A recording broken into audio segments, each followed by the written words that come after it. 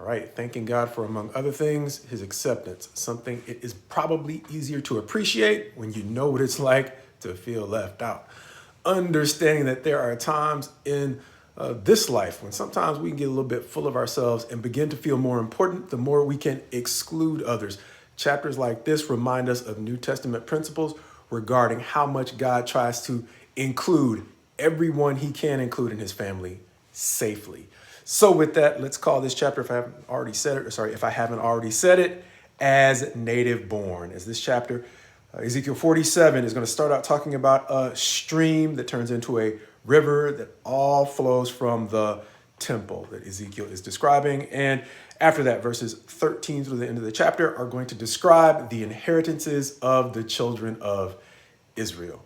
Understanding that, let's start out with verses 1 and 2 that start out describing water flowing from below the threshold of the temple. By the time we get to verse 2, we can see it trickling out on the south side, verses 3 through 6.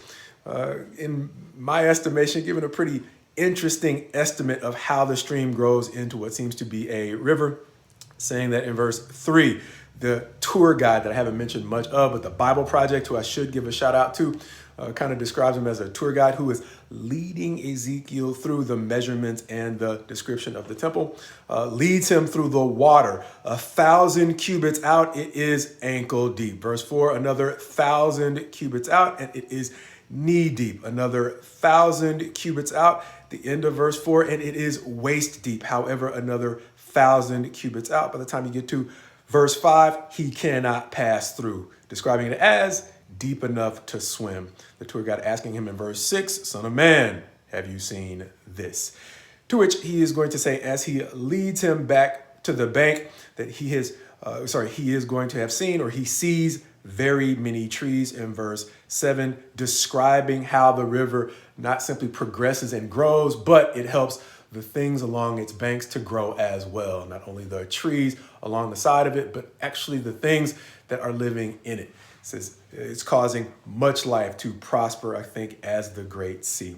And so I think one of my footnotes describes this river as giving life to what is now described as the Dead Sea, giving us a whole brand new thing that to this point in our history, I don't think we have ever seen again.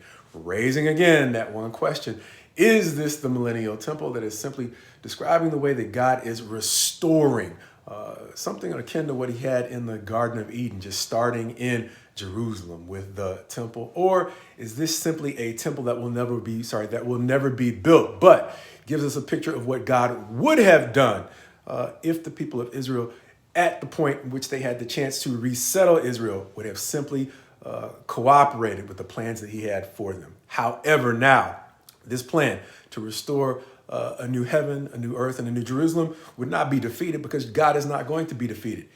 But by the time we get to the Revelation, as we have mentioned, he might have simply picked another way. Understanding that at the end of the Revelation, we have emphasized in a number of chapters the way that he will be the temple. There will be no need for another temple when he perfects everything. And there will still be a stream or a river of life, similar to what we see described here to Ezekiel, except it is a river that seems to fulfill a similar, if not the same purpose in a more perfect place. Guesswork aside, back to this chapter, what we're going to see is that it is also going to make certain salty waters fresh. However, verse 11, it is not going to make the swamps and the marshes it comes into contact with fresh. They are to be left for salt water. On the banks, verse 12, of both sides of the river, there will grow all kinds of trees for food. The end of verse 12 will say they will bear fresh fruit every month because the water for them flows from the sanctuary. Their fruit will be for food and their leaves will be for healing. Sounded an awful lot like the river feeding the tree of life, I think, like we mentioned in the Revelation. Either way, like we said, guesswork aside, we will understand it better by and by. Verses 13 through the end of the chapter will then go on to describe the division of the land that really caught my attention. Thus our title, As Native Born. Taking first things first, though, verse 13 is going to say, the boundary by which you shall divide the land for inheritance among the 12 tribes of Israel shall follow. In verses 15 through 17, we'll see the boundary of the north side. Verse 18, giving us the boundary of the east side. Verse 19, the boundary of the south side. And verse 20, the boundary of the west side, leading us to our title verses. Verse 21 reading, "So you shall divide this land among you according to the tribes of Israel. You shall allot it as an inheritance for yourselves and for the sojourners who reside among you and have had children among you. They shall be to you as native-born children of Israel," thus the title. "With you they shall be allotted an inheritance among the tribes of Israel.